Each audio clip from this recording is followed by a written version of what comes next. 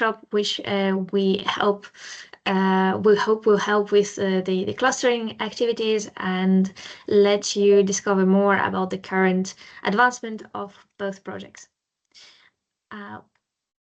Ludovic will let you maybe say a few words about our agenda. Yeah, thank you very much.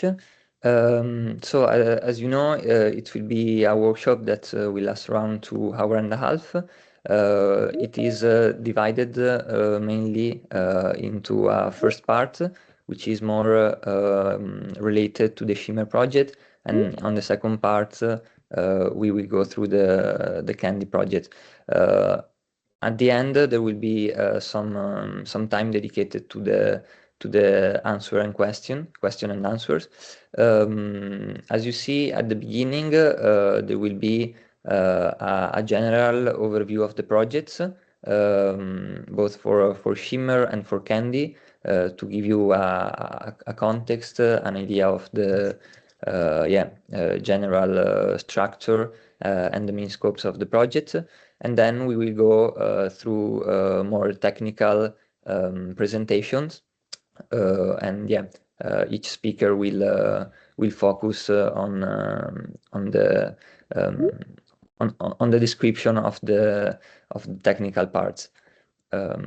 So I think that maybe we could start with the first speaker, and go through the general overview of the SHIMMER project. So if you agree, I can give the word to Andrea. Very good. Let me show my screen. Can you see my screen and hear me well? We can hear you well. Now we can see a black screen for the moment. Let's try again. There. Yes, Okay. now we see the presentation. Thank you, Ludovic and Alexandra, for organizing the workshop for both SHIMMER and CANDHy. And good morning, everybody. My name is Andrea Schmueli, and I'm working at SINTEF, a research institute in Norway, and I have the role of project coordinator for the SHIMMER project. And today I'm really pleased to present SHIMMER. It's just a taste of the project, and we're going to get some more presentations afterwards. SHIMMER is a large-scale European initiative that is focused on enabling a safe and efficient integration of hydrogen into existing natural gas infrastructure. The project started in 2023. It's going to last until August 2026 and have a budget of 3 million euros. And I would like to say that we have a very strong consortium that includes a very good representation of TSOs and DSOs across Europe. Just the TSOs in the project represent 40,000 kilometers of pipelines across Italy, Spain, Norway, and Poland. So SHIMMER gets access to close to 1/3 of the EU gas transmission network. In addition, we have strong research institutes and academia that strongly collaborate with industrial partners to enable the development of the required tools, methods, technologies, and guidelines that are planned to be delivered in SHIMMER. And the good collaboration within the partners in the consortiums allow us to validate real-world outcomes that can help to bridge technical and regulatory gaps to enable a higher integration and a safer hydrogen management in the network. We have in the project 4 core areas. And the first one is mapping the European gas transmission and distribution infrastructure. This is in relation to materials, components, technologies, and the readiness level for hydrogen blends. Also, we have a second area that is related to the development of new tools, methods for multi-gas network management, and quality tracking through simulations. The third core area is related to material integrity of pipelines and components, where we are proposing or plan to propose best practice guidelines to handle the safety and to manage risk during operation, and finding the most adequate inspection and leakage detection methods for blends. And the 4th core area is related to flow assurance, and where we aim to propose guidelines to optimize the network design and operational strategies of hydrogen injection and transport. So all of these 4 core areas are collaborating across 5 different work packages that are the ones that I'm showing here on the left-hand side of the slide. From coordination to dissemination, communication, exploitations activities, such as the one that we have today, we are trying to deliver through these 4 core areas that I just explained. And in this workshop, we are focusing on 2 results, just giving you a taste of 2 results that have been that were developed at SHIMMER during the year, and a little bit more than a year, almost 1.5 years since we started. And the first presentation is going to be about the SHIMMER database, which is developed by BAM in Work Package 2 in collaboration with Work Package 3. And the second presentation is going to be related to hydrogen admixing infrastructure design using optimization, which is a joint collaboration between SINTEF, TNO, and the Polytechnic of Torino in Work Package 4. But I don't want to stop this presentation without acknowledging all the efforts and support, technical input, and active participation of our TSOs and DSOs in the consortium to make these results as useful as possible and as realistic as possible, supporting a more resilient, low-carbon energy future. So, thank you. There is a web page that I forgot to put on the slide, but I can share that in the chat. So if you would like to know more about SHIMMER, you can go into both into the net site and the website, and also into our LinkedIn account. Thank you very much.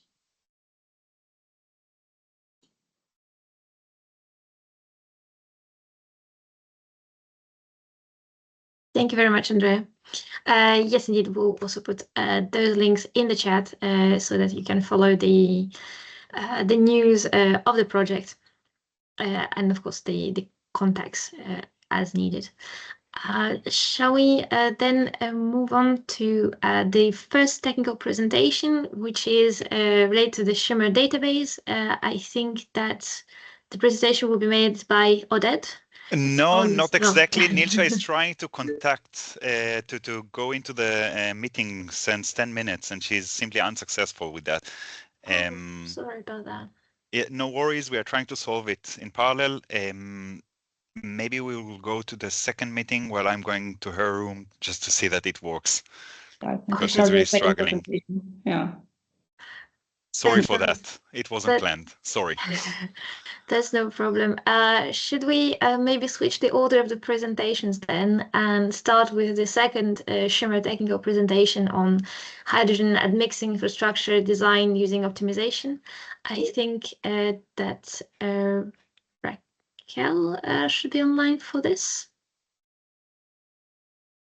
We actually have a slight change of the title and who's going to present for this part, so it will be a joint presentation from Work Package 4. Okay, that's great. Would you be okay to present first then, before Work Package 2? Yeah, no problem. I think Marco is here, right? Also, yeah. Yes, I think we are all ready. I think we are complete. Okay, of course we can yes, switch. So I would like to share my screen.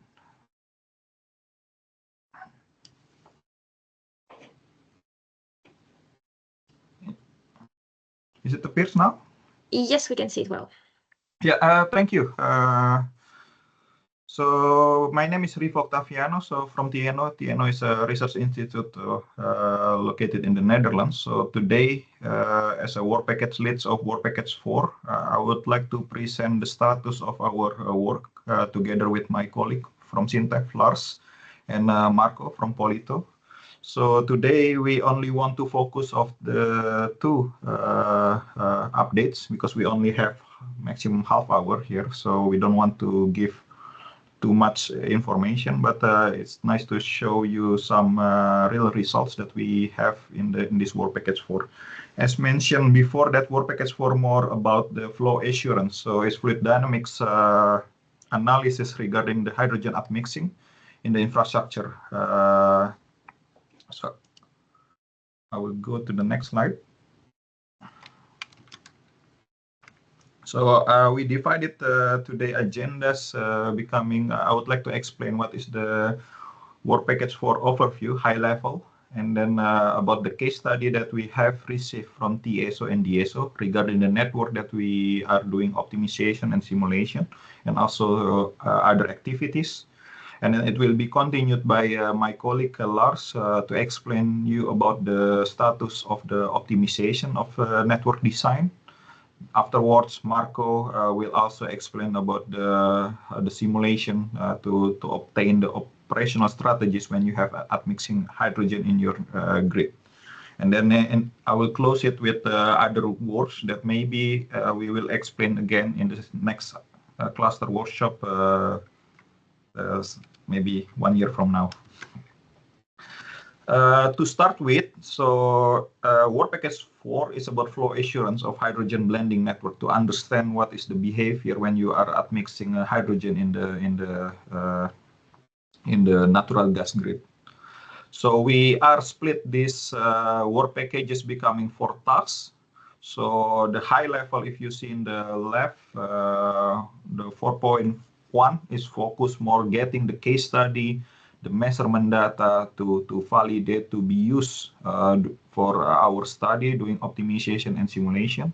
That we got it, I will explain later how many networks that we have. And then the second one is about after we have the network, can we, if there is a blended gas, can we optimize the network? What is missing?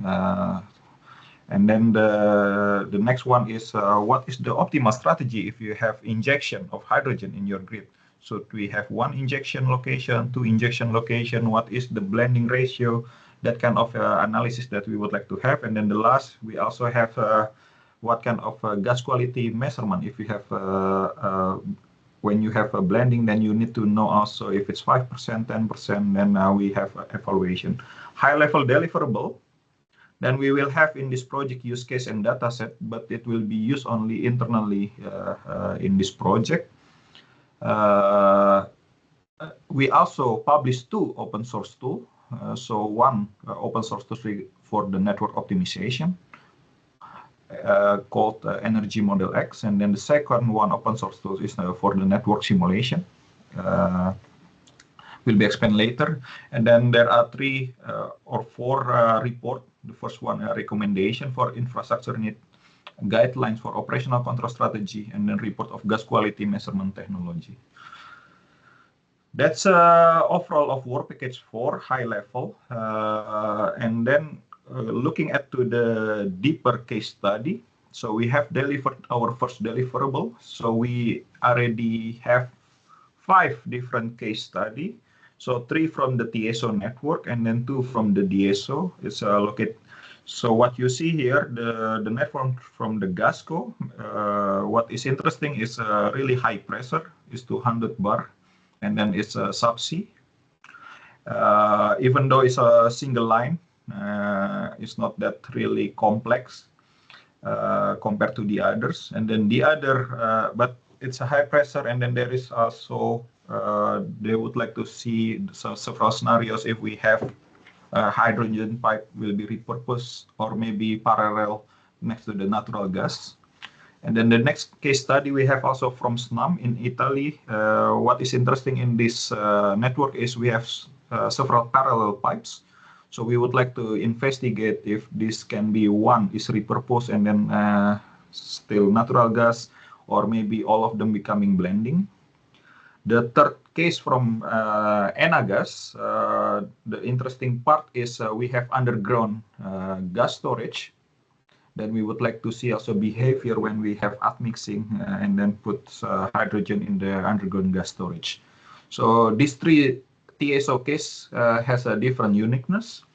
And then in that, we also have 2 DSOs network. The first one in Rete, located in Riccione in Italy. What is interesting with this network is quite really mass grid. So we have 2 injection points. So we will play if one of the injection point will becoming hydrogen injection. And then we can see how many houses or residential area will get maybe 5% hydrogen, and then how many houses get only 0% because of you have two different injection location. The location is somewhere here and here. And then the last case study is a Redexis, is located in Palma. So that's also quite huge because we have the uniqueness is we have 3 pressure level here. So we start with 80 bar, 16 bar, 5 bar also goes to 50 millibar. So that's also quite, and then we have type of ring network. That this is also interesting to analyze in terms of DSO network. So this is the case study. We have the topology. We have all the station location. We also have some measurements that will be useful for the analysis. I will pass the next presentation to my colleague to explain you about the optimization. So I welcome Lars. Thank you. So for the optimization part, we want to study how to design and operate the transmission networks, and we'll start looking at the case from GASCO because that is the one that is our first use case and the one that we're using for the testing and validation of our model extensions that I will show some preliminary results later. But the motivation for using this optimization tool is to investigate how to approach the network design and or how to modify it to allow for good use of hydrogen admixing. So so we will use a model that contains less technical detail than the simulation tools that you will see later, but we will use more technical detail than is typically used for these higher level decision tools based on optimization, where you often disregard many of the technical constraints and just assume that you can transport energy given some fixed capacities. We'll get back to some other details, but we want to be able to answer questions like, should we repurpose some of the existing natural gas pipelines from natural gas to support or rather be used for hydrogen admixing or pure hydrogen? Do we need extra hydrogen storage to compensate for the variable injection from renewable production? How does the different contracts on what you need to do to deliver in terms of pressure and energy content influence what kind of strategy you should follow to do hydrogen mixing? And do you need investments in compressors to maintain the required transport of energy? Could be compressors upstream or downstream or in different places in the network.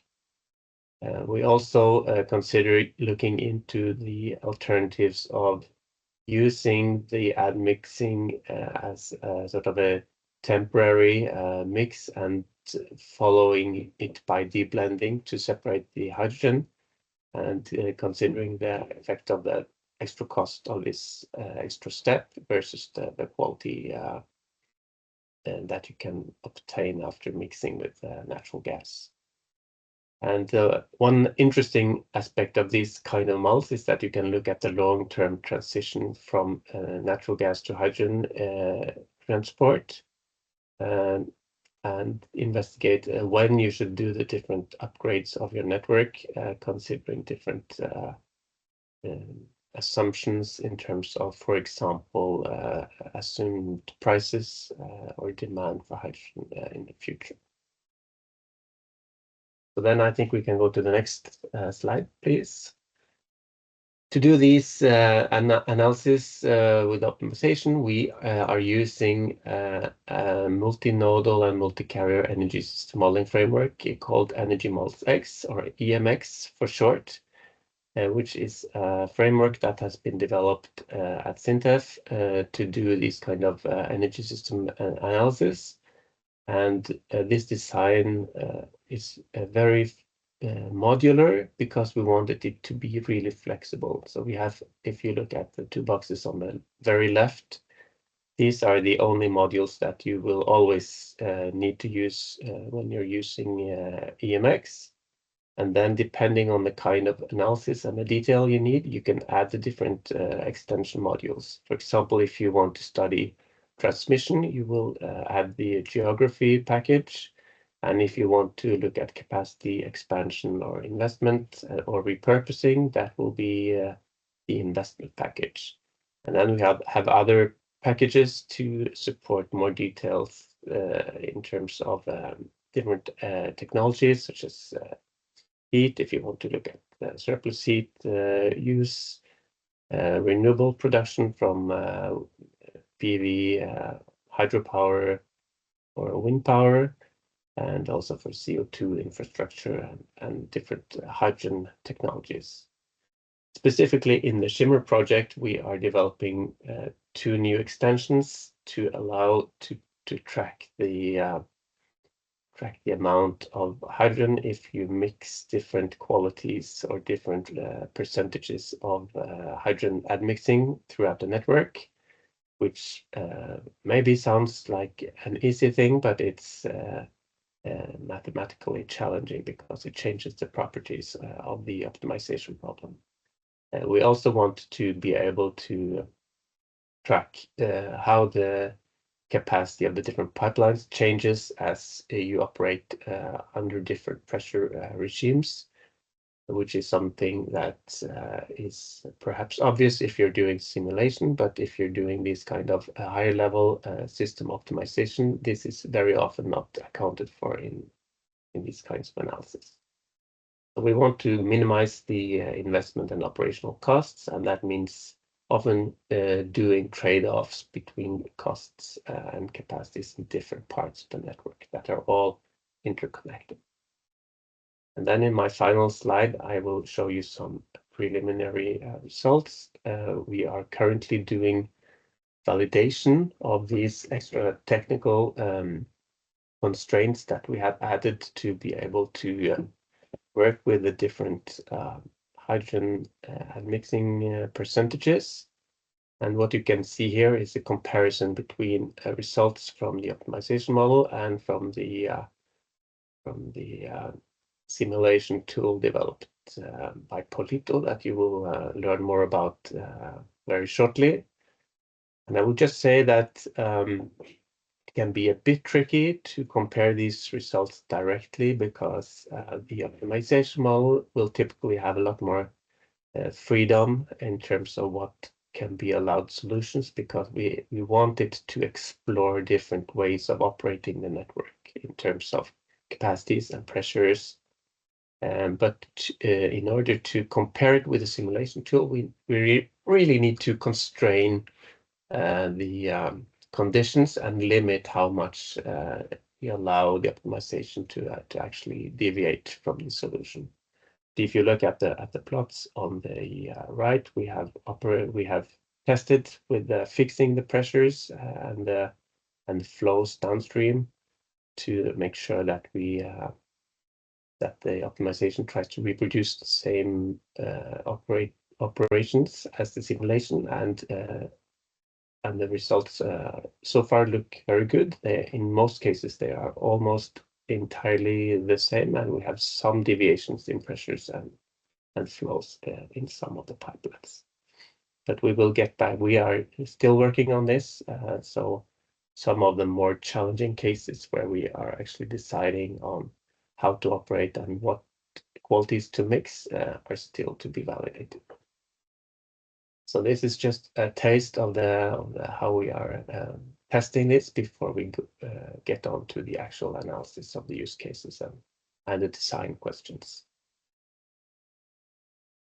Thank you very well.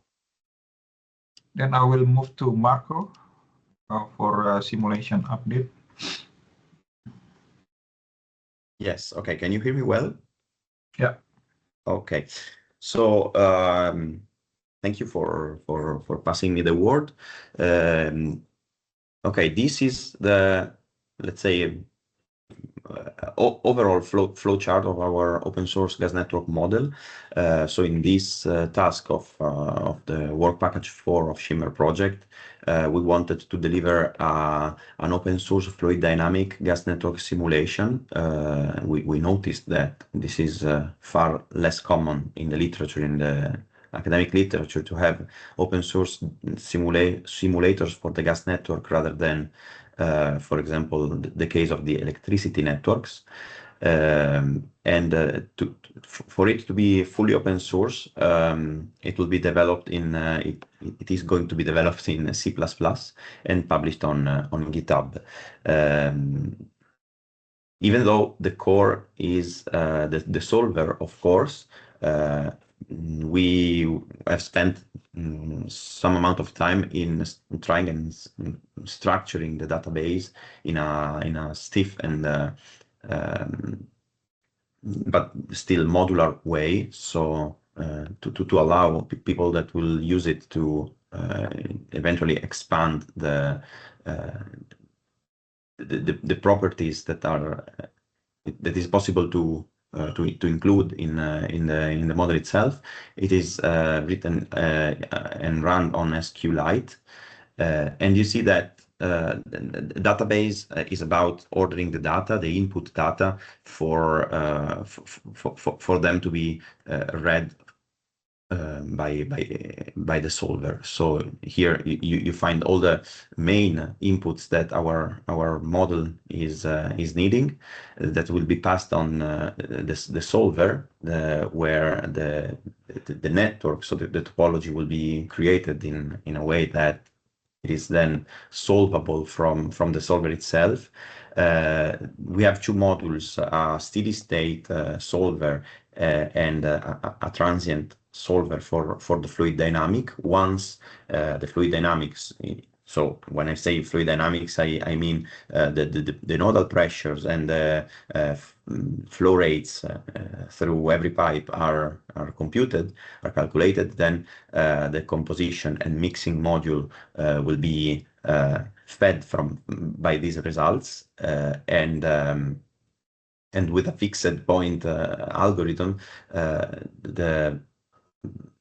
the final state of the network for each time steps, in the case of the transient solver, will be computed and delivered. And of course, the results will be delivered to the output structure of our database. So this is, let's say, the machine, how it has been conceptualized and how it has been written so far. We can go to the next slide.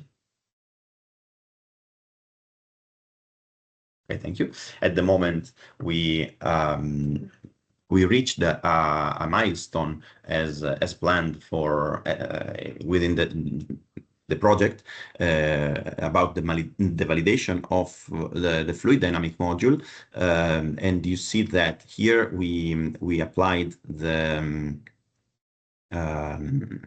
our model to the Sicilian gas network, and this is a validation that has been performed versus a third-party software called SAINT. This is also gas network simulation software that is commercially used also by transmission system operator and distribution system operator.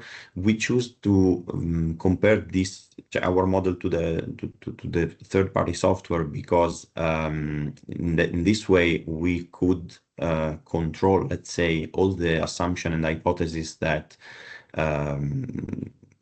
you must at a certain point take when you're modeling, and you see that in this case the error, the maximum error on the nodal pressure and the maximum error on the pipeline flow rates are quite reasonable and close. We also we were given by SNAM the results from their own internal simulation using the software Simone, and also in that case the validation was satisfactory, considering that they have their own way to represent the network itself on the internal software. So some discrepancies might be might happen. Okay, we can go to the next slide. So this for the so-called task 4.2, that is this kind of it is the module of our work package where we are building tools, computational tools for simulating networks. Now we would like to give you some information about our work on the actual application of these tools, and in particular of the simulation tool on the operational strategy of the networks.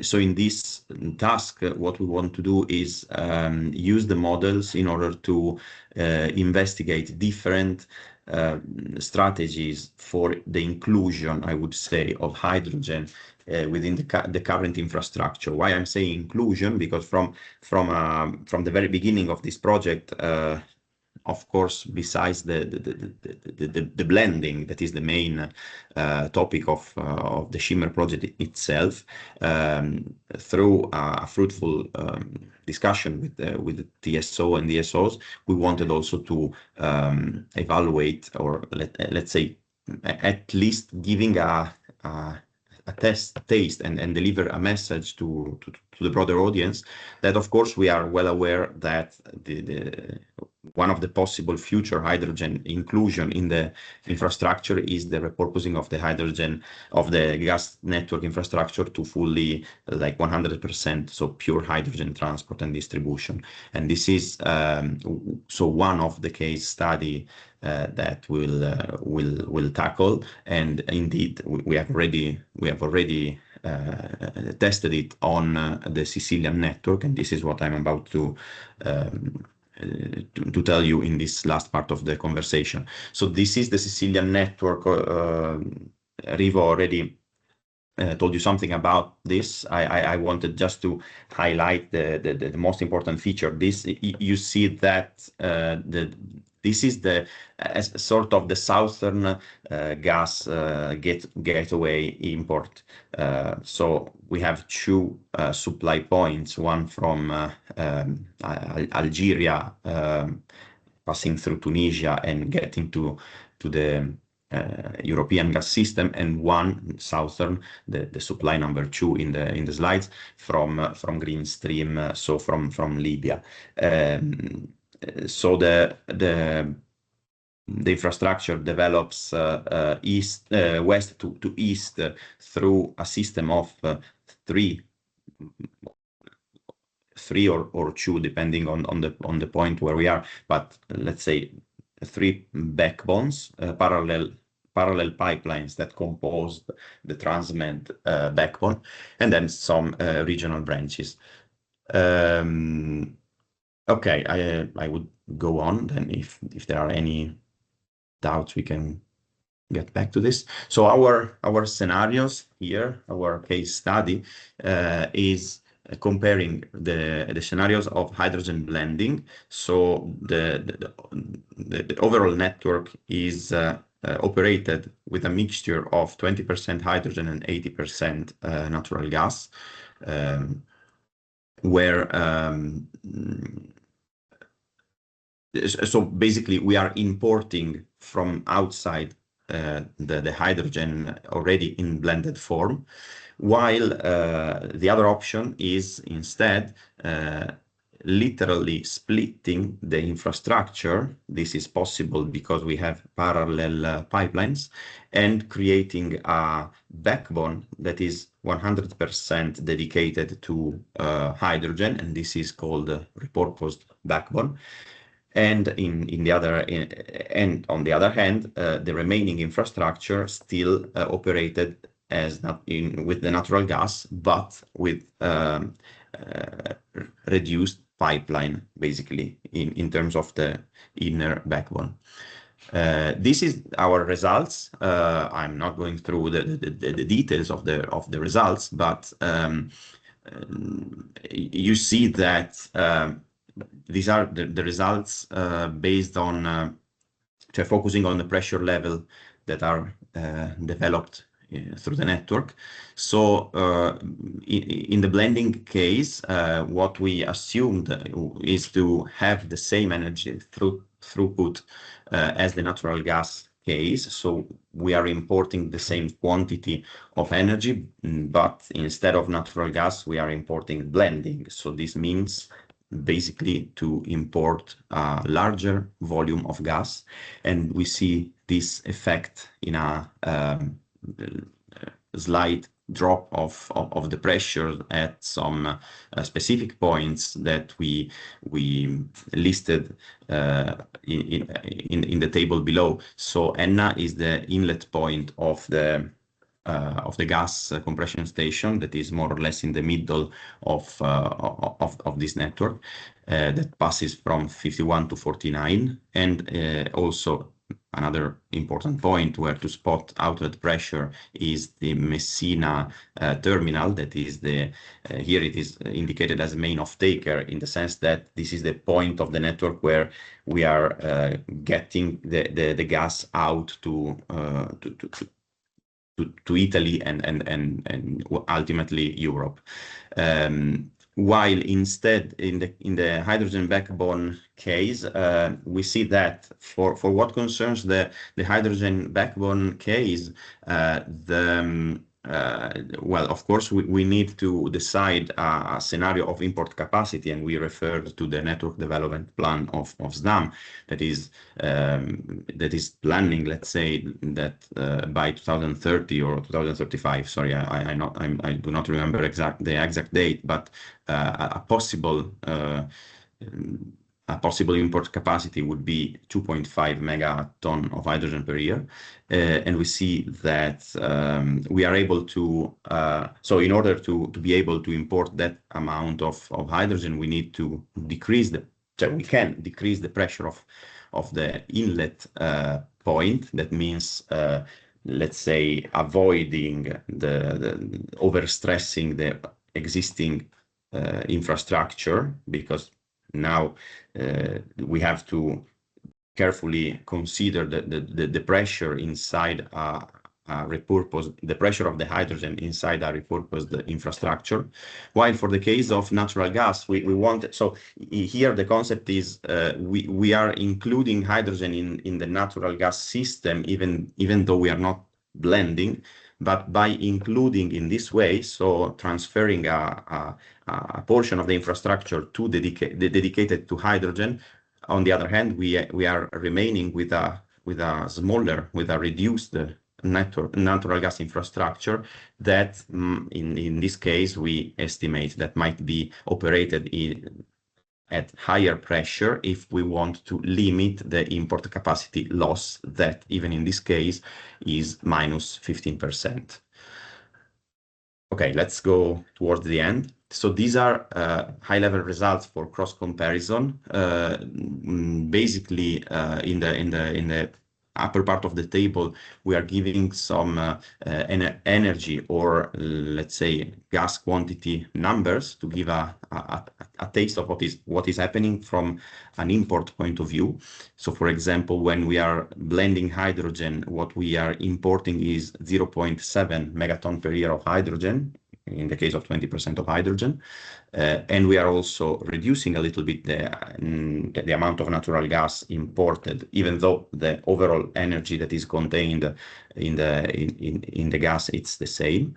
For the hydrogen backbone, instead, the amount of natural gas transported, it's far less, because it's minus 15% compared to the actual scenario. While I would focus, for example, on the maximum velocity, that are one of the bottleneck, let's say, that transmission system operator, or not bottleneck, let's say one of the most important parameters that a gas system operator is focusing on when evaluating the feasibility of a scenario. We see that we are exceeding 20 meters per second. That is, I would say, a number, a sensitive number for the infrastructure. So exceeding 20 meters per second, it means that you are operating the infrastructure more or less at your maximum. Also, the required compression power is increasing in almost all scenarios. Okay, let's go to our take-home messages. This is again more high level. So when we are talking about blending, we see that in terms of energy transition, the blending enables a gradual shift from natural gas to hydrogen, and this might support the development of the supply chain of hydrogen. So we are introducing hydrogen inside the gas system while not changing it from its very foundation. In terms of energy security and flexibility, instead, if we focus on the backbone on the backbone scenarios, in that case, then we have a dual flexibility of the energy system, and if we want also an energy security increased, because we are basically allowing dual but separate fuel inside the energy infrastructure. And in terms of energy of network operation, the blending case show us that anyways we need compression repowering and a careful analysis of the velocity and pressure links from a fluid dynamic point of view, and also blending poses some criticalities on downstream user compatibility. On the other hand, in the backbone case, we have a infrastructure decoupling that, even though this means a repurposing, it is still quite an impactful path to follow. It is also true that from the natural gas side, now I highlighted the reducing of capacity as a criticality, but if the trends of natural gas consumption are the ones that are foreseen for the next future, so the natural gas consumption will drop gradually, then it might not be this critical. From the hydrogen side, again, the pressure and velocity compatibility must be careful addressed. On the other hand, we are allowing pure hydrogen transport, and I would say that from a final customer point of view, or in general for the hydrogen economy, it will be a better valorization of the commodity, because we all know that producing hydrogen, green hydrogen especially, is quite costly. I think we are left with the last slide, and maybe Rivo, if you want. Thank you, Marco, for the simulation. So I would like to close this presentation. So we also want to still mention, so we also have parallel work also still being done. It's about parametric analysis and uncertainty quantification. It's using machine learning methods here to do several optimization. And then we also have 2 sensor placements. So for example, if you have gas quality tracking admixing, where do you need to place your sensor in the network? Because looking at the gas chromatograph price is quite high. And then the last one is evaluation gas quality measurement technology. So more updates maybe in the next cluster workshop. So I would like to thank my colleague Lars and Marco for co-presenting. So I'm not sure what is the agenda, Alexandra. Is a question or we continue? Yes, thank you very much all for the great presentation. The idea would be that we keep all Q&A until the end of the session. Okay. So we continue with the presentation, but please write down your questions in the chat if you have some related to this presentation, and we will get back to them after all the speakers have presented. Great, so yes, thank you very much again. Are we, Oded, are we okay for Work Package 2 presentation? Meanwhile, everything is solved. I think Nietzsche is with us here. Yes. Perfect. So please go ahead. Okay. Sharing my screen.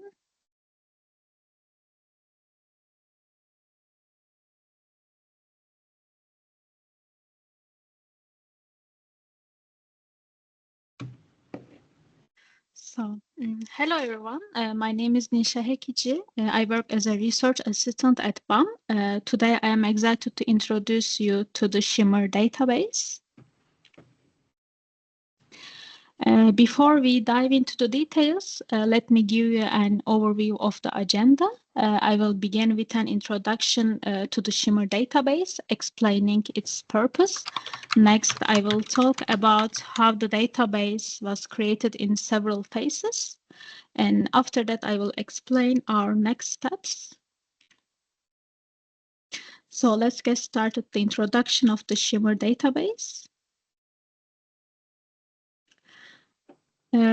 The SHIMMER database provides valuable insights into the current state of the gas network. The plan of the SHIMMER project is to inject hydrogen into the European pipeline system. Eventually, there are pipelines connecting, for instance, Spain and Germany, and there are other countries in between. Before establishing this database, we didn't have an overview of this connection in the EU. This database helps us to understand how hydrogen is injected as safely as possible into the European pipeline system. And therefore, SHIMMER database was created to provide, let's say, more harmonized picture. So in this part, I would like to talk about establishing the database phases. So the first phase is the data collection phase. To build this database, we began with a data collection phase. We gathered information from multiple sources, including published studies, reports, and findings, as well as direct input from our partners, transmission system operators and distribution system operators, regarding the European gas network. And then the data was organized in a structured format and fed into the Microsoft Access. So in the categorization phase, we organized the information into 5 several key groups. So first group is the infrastructure and infrastructure pipelines and valves groups. In this category, we not only have general information on European infrastructure, but also we have general information regarding valves. And the second category is standards and technical standardization committees. In this category, we integrated ISO technical committees and standards for material testing. And the third category is reports on material qualification from selected projects. These selected projects are HIGS and also ZWES report. Fourth category is European pilot projects and international databases. And thanks to this category, we make our database more comprehensive to adding more European pilot projects regarding hydrogen and also as well as international databases.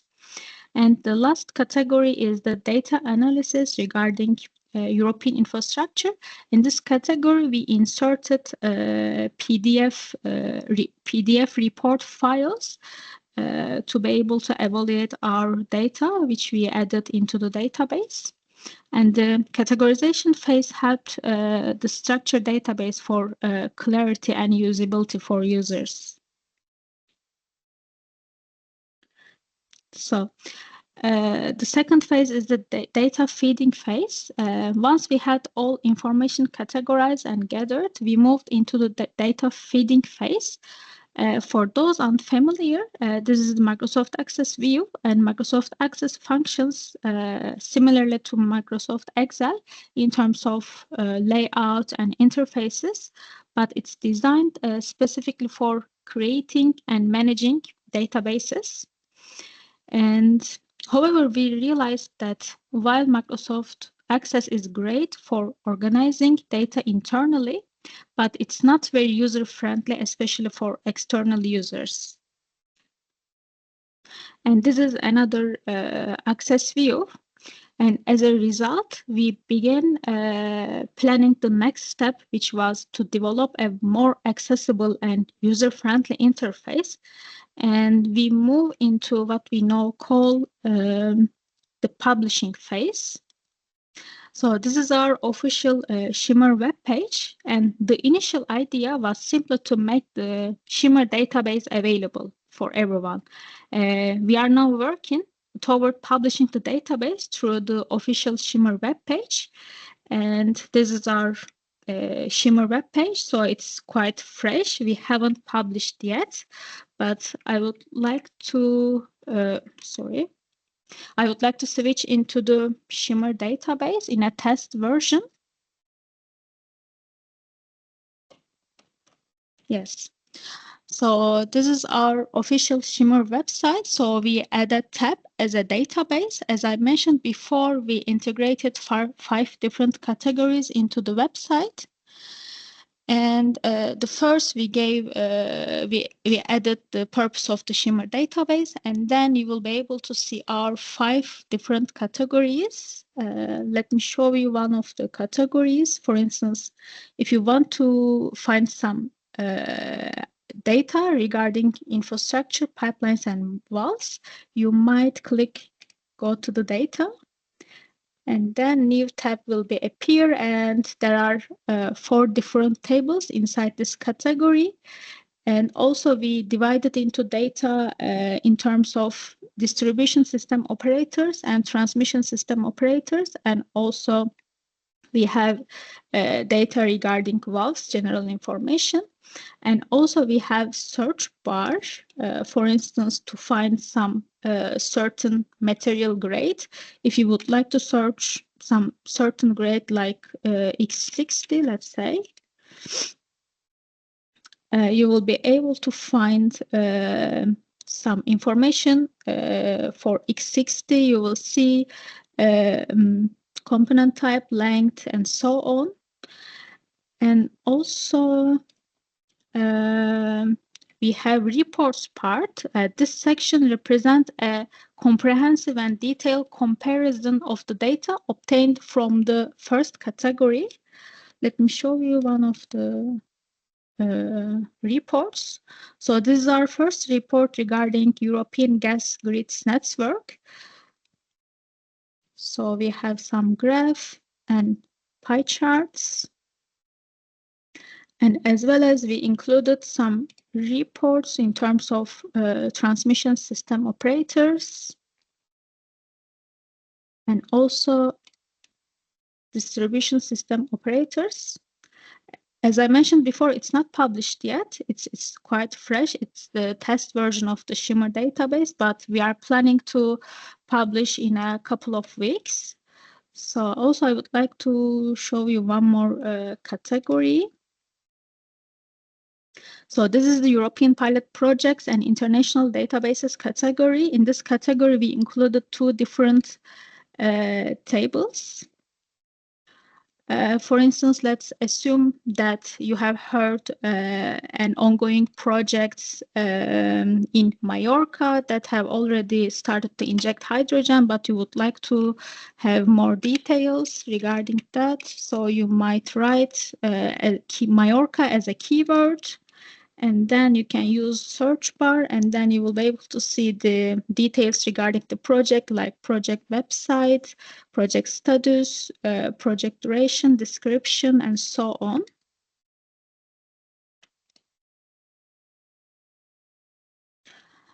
So, and also we included some databases which are already ongoing and also which have already completed projects. So let's get back into the main page. So I hope that you will be able to see in a couple of weeks. Let's get back to the presentation again. Yep, we have some next steps. So as a first next step, we plan to enrich the SHIMMER database by adding more detailed operational conditions, gas quality, and authorization details. So this table from Microsoft Access and regarding authorization practice in EU, but we would like to integrate also into our web page with a database tab. And also, we are excited to present SHIMMER at the upcoming International Conference on Hydrogen Safety in Seoul. And also, proceeding paper is included as part of the conference. So thank you for your attention. And if you have a question, feel free to ask me.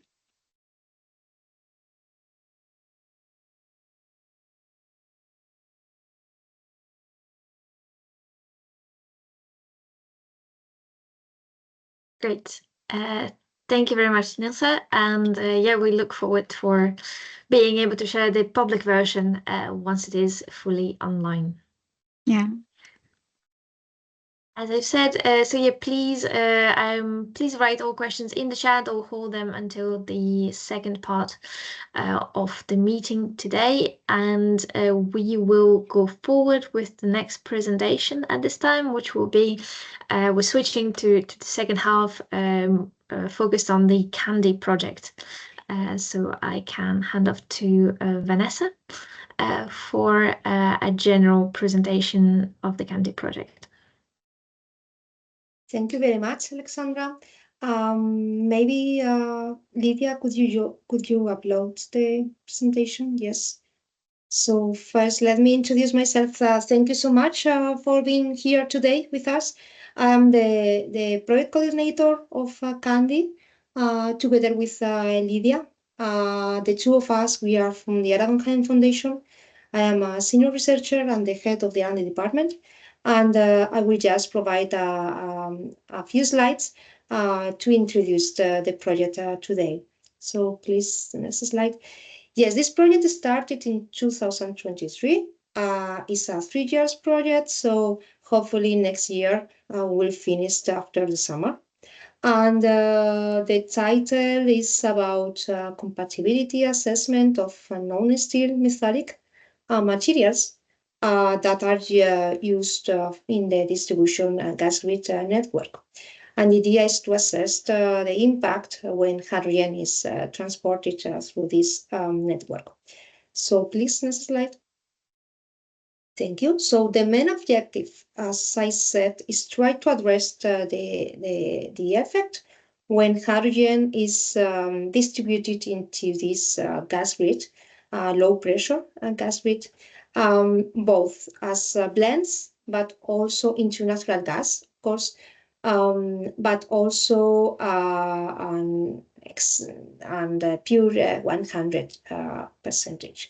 So to achieve this result, we have gathered gas operators, regulators, authorities, and end users to try to provide an exhaustive, of course, experimental data, and of course also to obtain harmonized guidelines to address this. So basically, we will provide pre-normative actions conducted through European organizations, and this will enable a smooth interconnection between gas grids. So please, next slide. Yeah, these are the specific project objectives.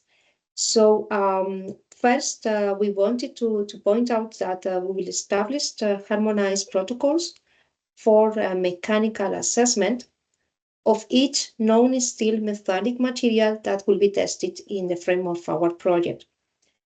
And the way how we have selected these materials are based on a let's say questionnaire and assessment of the network that we have in Europe to the date. So we will also document the enrichment effect of non-steel metallic materials used for pipes or also network equipment used on the gas distribution network. We have implemented different testing facilities in the frame of this project. Basically, these are R&D testing platforms below or at the end, the test will be carried out below 16 bars. It's true that those testing platforms could carry out even higher pressure.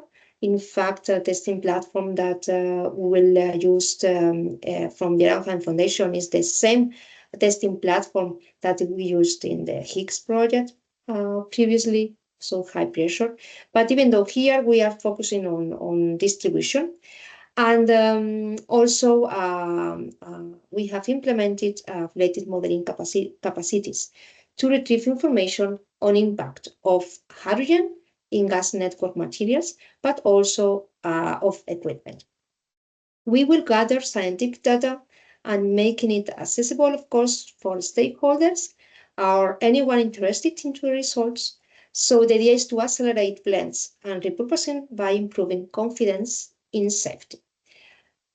Finally, two last points, of course, the networking activities as this one. This is the best platform, I would say, to share knowledge and also share advances and try to reach the common goal that we have, but also will generate harmonized guidelines for hydrogen service of distribution gas grid. So please, next slide. Yeah, this is our consortium. So as I said, Aranha and Foundation is the main coordinator of this project, but also we have three more entities from Spain, Tecnalia, Tecnalia, CITSA, and Redexis. And then we have our partner from RINA in Italy, and we have Natran from France, and GER, that is in charge of the communication and dissemination activities. So basically, those entities that will carry out tests are Natran, RINA, Tecnalia, and the Aranha Foundation. So please, next slide. Yeah, and this is about the expected progress beyond the state of the art. What will bring with our project? So basically, we will test material integrity in testing platforms below 16 bars. So in the frame of, as I said, distribution gas grids, we will assess the long-term material integrity assessment, replicating distribution network conditions in different testing platforms. And we will test relevant metallic materials different from the well-studied so far steels with a methodology that involves simultaneous tests in different testing platforms. So this kind of round-robin test. We will map, of course, the existing distribution networks, or we have mapped already across the European Union in order to have a complete overview of the materials that are currently existing in our network. Of course, we will carry out testing campaigns, two different compositions, 20% as the blend and pure hydrogen, and we will model the influence of hydrogen on identify safety and risk areas, and finally novel harmonized protocols, as I said before, to measure mechanical and chemical impact of hydrogen for grid components. So I think, yes, and this I think is my last slide today. This is the structure methodology of the project. Mainly we have three main pillars. The core pillar is of course the testing framework, and the idea or the impact of this, of course, will be to provide a database for methanic materials. So testing European national gas distribution, new and vintage materials. We will do this in the frame of this project, and of course characterize the natural gas distribution new and vintage materials. We have reviewed state of the art of the grid material and existing standards. So in order to have harmonized guidelines and pre-normative testing approach, and of course accelerate the hydrogen in gas networks distribution. And of course, we have also transversal activities, not only management, coordination, or communication, but also exploitation activities. And the idea is to have a strategy for the conversion of European gas grid. Okay, I think that, let's see if I have something more. No, I think that now it's time for our colleague in the CANDHy project. So, yeah, I think that, let's Hi. see. Hello. Yes, hi. Hi, everyone. Yes? Yes, Yeah, so please, Emily. Sorry, I was waiting. Hi, everyone. My name is Emily Swelle, and I'm an engineer working for RENA, leader of this work package 2, which is about the review of the state of the art of the European gas distribution grid materials and existing standards. So the main objective of this work package were to first identify the non-steel metallic material present in the natural gas distribution grid, to review the standards and code on testing and qualification for material compatibility with hydrogen gas, to also collect information from literature review and from past and ongoing project to determine what has been done and what is been doing to not repeat, and also to perform a review on hydrogen embrittlement mechanism. So the first task was to collect information on the material present in the gas distribution grid. And for this, we focused on different aspects to be able to determine the materials for pipes, but also for the components of the network. Determine the length of the pipeline, the diameter, the material, the thickness, but also the type of odorant, the operating pressure, how long the material was in service, and the welding material. So these were all the aspects we first wanted to focus on. And then we started to try to collect information and doing analysis on the public information, what was available online. Then because of the limited information, we could find information on the length of pipe or some material, but information public were very limited. So we decided to create a survey. And so this survey were done in a form of tables in PDF, in Excel spreadsheet. So these are just some example where we ask obviously information about the distributor, the country, information about the pipeline, about the type of material, if it was tin, non-metallic material, in function of the length, as well information on the different material used with what the dimension of the diameter. So these are just few tables, but we had Excel spreadsheet with maybe 6 or 7 different area for the operation, for the pressure, for all different information. And this survey was shared with the distributor system operator and the National Gas Association. We distribute over, so this survey was sent to over 43 entities representing the 29 countries, which are listed here. And from this 29 countries, we received information from 9 countries highlighted here in red. So we received information from the network in Austria, Belgium, Germany, Greece, Italy, Portugal, Slovakia, Spain, and Ukraine. From this survey, so we could determine the type of pipe present in the natural gas distribution grid, which is represented here on the left. So where it's mainly non-metallic material and steel material, but there's still 2% of non-steel metallic material currently used in the network. And on the right, we represent the type of non-steel metallic material that are present. And in the pipeline, there are mainly gray cast iron, ductile cast iron, but also copper. And then we find the information for all this type of copper, gray cast iron, ductile cast iron. We got information on the thickness and diameter. So we find the thickness between 1 to 17 millimeter.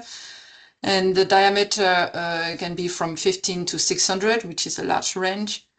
But mainly pipe of 300 millimeter are being used. We also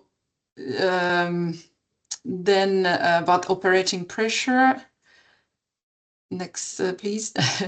So here's just a summary of the operating pressure that we ask about all the 3 different material used, mainly that we collected. So yeah, the pressure it's all less than 16 bar, and so mainly see all these 3 are used with a low pressure. We also got collected information about so not only of pipe, but also about the accessory and auxiliary elements of the components. Next, please. Next slide. Yes, and no, the previous. And so here in the component of the network, same material are present as a pipeline: copper, ductile cast iron, and gray cast iron. But we also found out that aluminium, brass, lead, zamac, and bronze material are also present in the grid. Then the second task of this work package was to perform also a review of the standard and code on testing and qualification for metallic material compatibilities with hydrogen gas. And here here it's a summary of the main test and associated test standard to evaluate the suitability of material in hydrogen environment. From this review of all this code and standard, we determine that mainly the standard cover mainly the steel materials, which are the most used in the distribution gas grid. And we found really little information on non-steel metallic material due to the fact, so yeah, it's mainly based on steel material, and the test method parameter are based on steel materials. So to give you an example, for example, for the K1H tests to determine the threshold stress intensity factor, there's information for steel material on the stress intensity and the duration of the test, but nothing is provided in this standard for a non-steel metallic material. Standard shows as well that oxygen-free copper and aluminium are usually suitable for hydrogen service, but nickel, cast iron, and titanium-based load are not suitable. And what we can find out as well is that the testing is limited on the material size. In this distribution gas grid, a lot of material, as we saw previously, the thickness is quite limited. So to be able to perform all different kind of tests, we are quite limited. So we can't do all the tests as we would like. From the finding of the literature research, where we find, when we look at what has been done before and what is currently done, the study were mainly performed on steel material with different kind of tests like K1H, slow strain rate, fatigue crack growth, searing, 4-point bend testing. And what has been performed on non-steel metallic material are mainly tensile and slow strain rate tests at the moment. We found out as well that cast iron tested at a pressure of 2 bar with 20% of hydrogen show no effect. So one study showed that so no effect, but effect were observed when the material was tested with 100% hydrogen.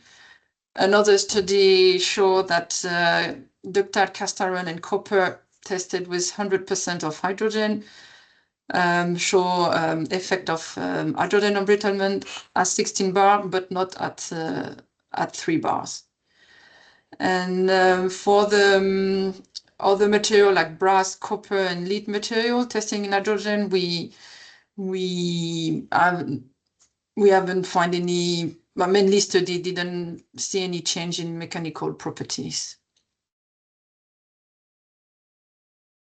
So in the last task of this workshop, a review of the hydrogen embrittlement in non-steel metallic material was performed.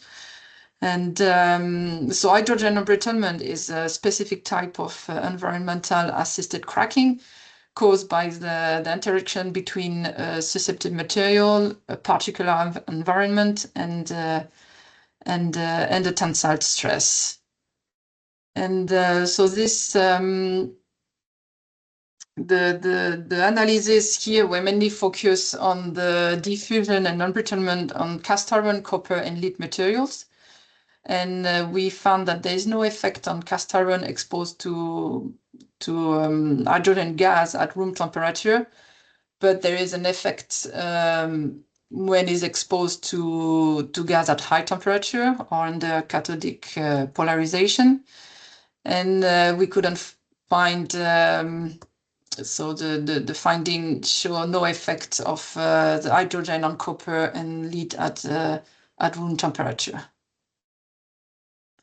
And that's it for this for me for this work package. Thank you.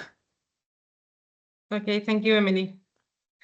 So, hello everyone. My name is Lidia Martinez. I'm also working at the Argon Hydrogen Foundation, and I am leading the work package 3 of this project, the CANDHy project. So this work package is dedicated to define the sampling, also to prepare the specimens for the testing campaigns and prepare the testing facilities, and also perform the tests of the CANDHy project. So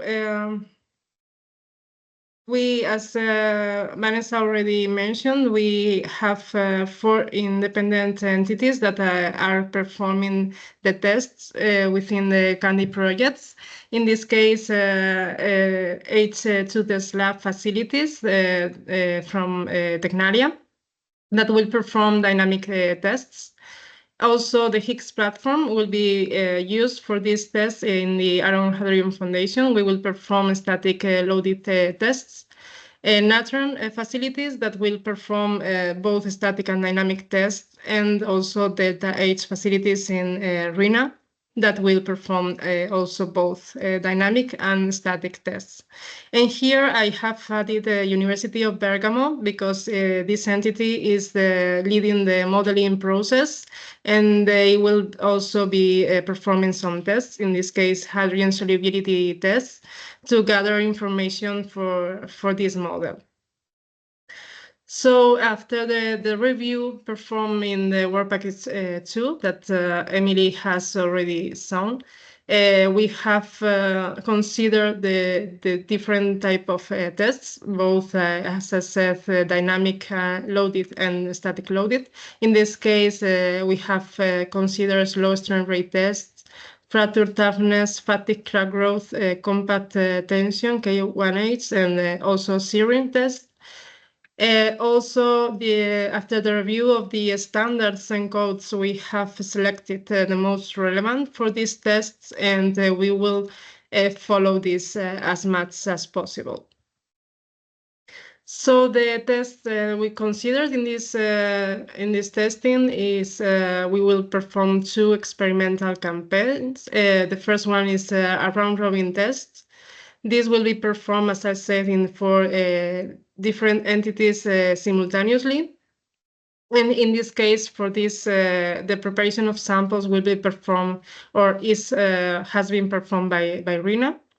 And yeah, we are now in the middle of this round-robin test. And once we finish with this first campaign, we will start our second campaign that will be based on individual testing at different conditions and also with different materials.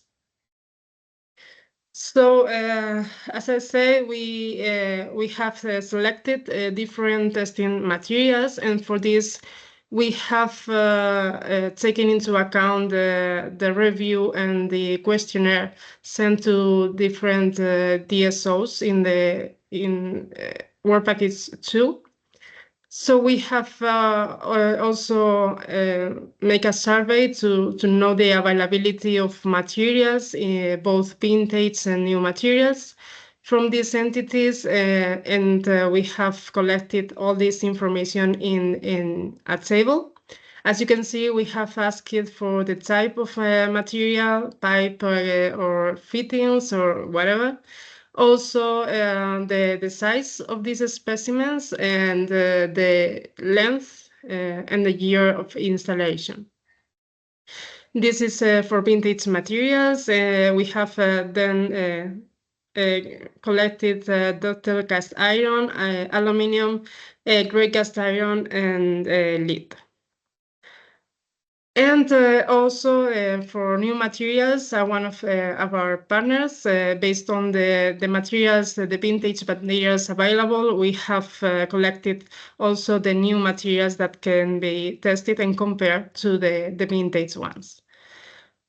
So yeah, based on the materials that we have available, and also as Millie has said, the size of these materials and the limitations of its testing platform, we have selected finally a total of 16 materials out of the 43 that we have available. These materials are basically ductile and gray cast iron, and also we will test brass in this case. The type of materials selected are, you can see in the graph of the right, we have pipes. The main part is pipes.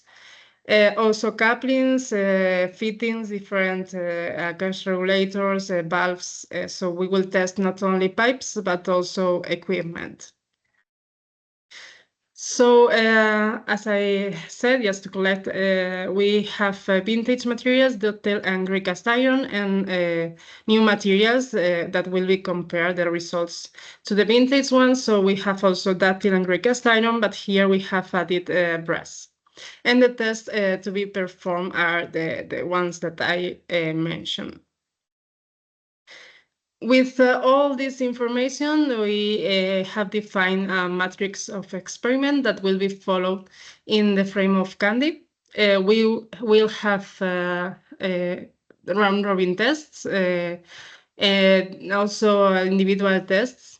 So this basically is the specimens that will be tested per laboratory, and also the type of tests. We will perform tests in different conditions at 16 bar. and different composition, 100% hydrogen and 20% hydrogen in methane. And also for comparison, dynamic tests will be also performed in nitrogen. So just to sum up what is shown in this matrix, we will have a total of 364 specimens tested in this project, which will be searing, fracture toughness, fracture cargoes, searing with notch, also slow strain rate tests with and without knots, and K1H. Per lab, Around Hydrogen Foundation will test a total of 105 specimens. RINA will test 114. Natran will test 87, and Tecnalia 58. So, as I said, in our case, Around Hydrogen Foundation will perform static loaded tests, and Tecnalia will perform dynamic loaded tests, but RINA and Natra both will be performing dynamic and static loaded tests. So just to finalize with my presentation, we have already prepared the testing samples. As I said, we are right now in the middle of the first testing campaign. So we have prepared these vintage slow strain rate test samples and searings, and also the K1H and fracture toughness samples. So yes, this is all from my side. Now I give the floor to Virginia, who will be presenting the first results of this round robin test. So please, Virginia. Okay, thank you, Lydia. Sorry, I'm going to put the camera. So good morning, everybody. Well, Virginia Medina from Tecnalia. We are in Tecnalia leading Work Package 4. Work Package 4 is focused in the analysis of the compatibility of the non-steel materials we have previously selected in contact with hydrogen.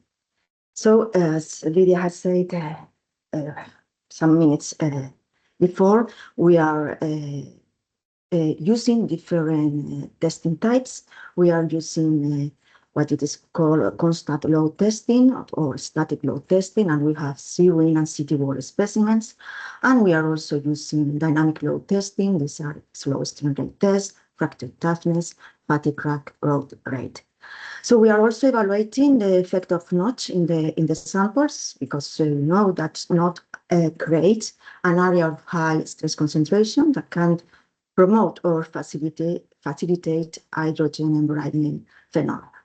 We are also using vintage materials that have been used in service and new materials, and we are also using parent and welded materials. So from this mechanical test, we are expecting to obtain qualitative data, maybe those obtained from serine test, and also quantitative data that are going to be introduced in the modeling. So, okay, next slide, please, Lydia. So I am going to show now the results that we have obtained in the slow strain rate testing. We have carried out these tests on two ductile iron materials.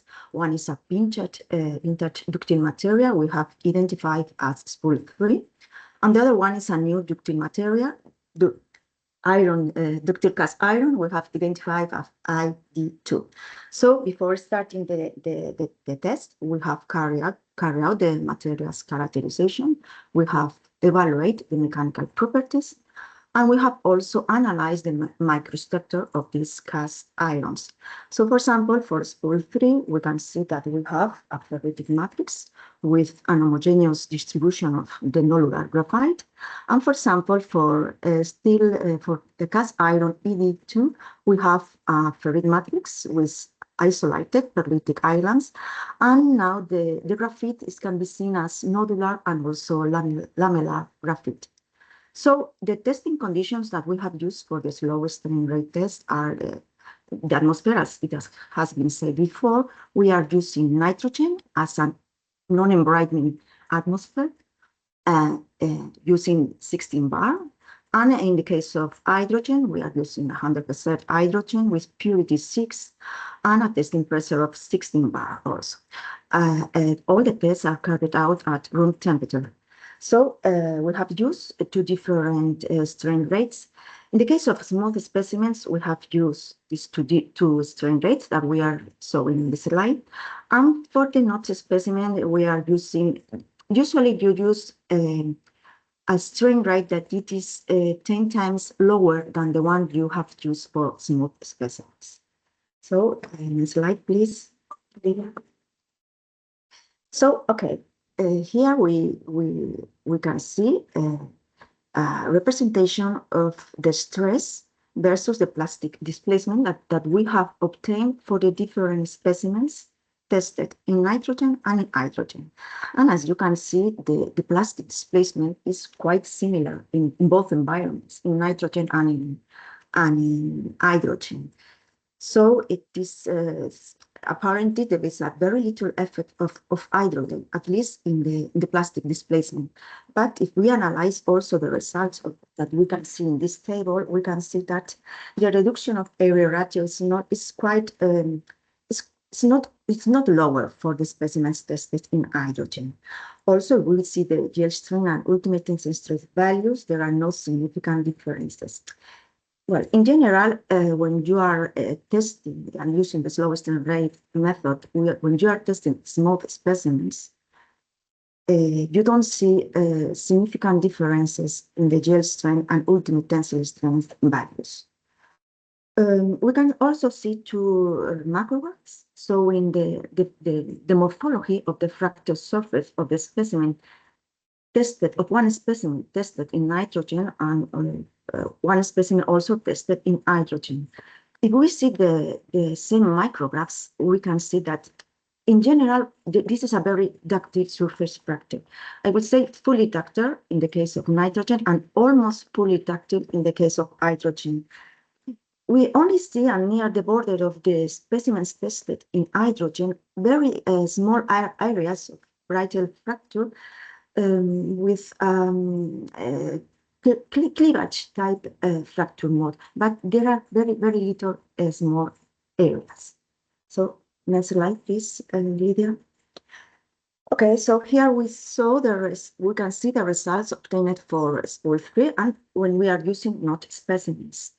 Again, we are representing the force versus the test duration of the samples, and we can see that there are not significant differences in the duration of the test.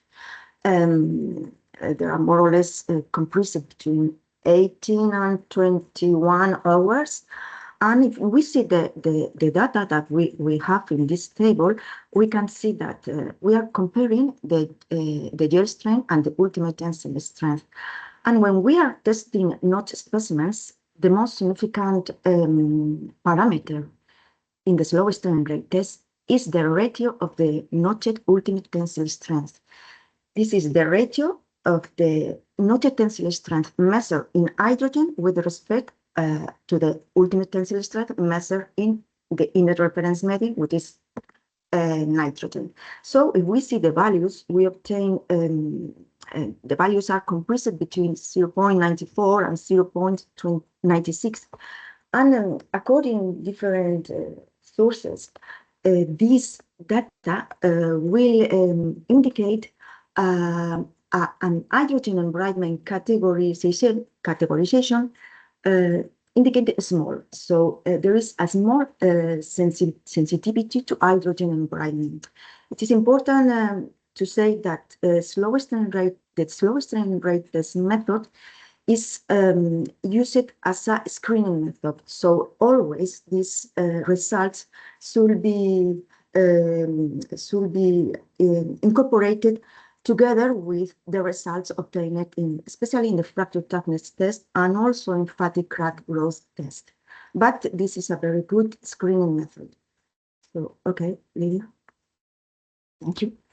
Okay, so here we have the results for the ductile cast iron ID2, and we are showing the results obtained on smooth specimens. As I said before, this is the ductile cast iron that has nodular and lamellar graphite in the microstructure.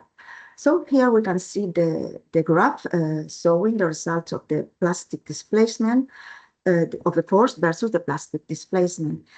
Again, I must say that these are very preliminary results, and we must carry out more tests, especially in the inlet reference environment. But in any case, again, we don't see a very significant effect of hydrogen in the properties that we are measuring in the slow strength rate test. It is sorry. Yes, sorry. So it is significant that for this ductile cast iron, the plastic displacement, the plastic deformation is quite little. We are only reaching 1.0, 1.2 millimeters of plastic displacement. But this is what we saw in the nitrogen inert environment and also in the hydrogen environment atmosphere. So the thing is that it is sorry. If you see these surface fractures for the specimen, you can see the surface fracture of the specimen tested in nitrogen and tested in hydrogen, and the appearance of this fracture surface is quite similar in both environments. And if we go to a more detailed analysis with higher magnification in this fracture surface, we can see that in both environments, the fracture surface is predominantly brittle, with typical cleavage type fracture nodes in the surface fracture. Okay, so thank you. So as preliminary conclusions, we can say that for inert ductile iron spool-free, we have seen a very slight loss of ductility in the smooth specimens when tested in hydrogen, comparing the values obtained with the values obtained in nitrogen. We can say that for the notched specimens, the hydrogen engraving radius can be categorized as small. We don't see also significant differences in the fracture surface morphology of specimens tested in nitrogen and in hydrogen. And as final conclusion, we can say that all these results indicate that at least at a hydrogen pressure of 16 bar, there is observed a little hydrogen enrichment effect on this material. Regarding the new ductile ID2 material, again, the results are quite preliminary. We need more results from different partners and more tests to be carried out. But it seems that also we are not going to see a significant effect of hydrogen in the ductility or mechanical properties of this material in hydrogen, again at 16 bar. I must say that, well, obviously this is a screening method, and all these results must be supported with the additional mechanical testing that we are going to carry out in the CANDHy project. This is all. Thank you. Thank you, Virginia. Okay, so yes, so to make a conclusion of our presentations, we will be performing these round-robin tests to consolidate and produce exhaustive data to enable the safe hydrogen distribution in pressure gas grids. You can stay tuned to our project by following the project on LinkedIn and also our website. And you are welcome, if you are a DSO, to participate in the project by our advisory board. So thank you. If you have questions, I think now we can. Yes, indeed. Thank you very much. Thank you, Lydia. Thank you, Vanessa. Thanks, everyone, for the great presentations. So we have reached the end of the technical presentations for today. So I am going to go ahead and stop the recording.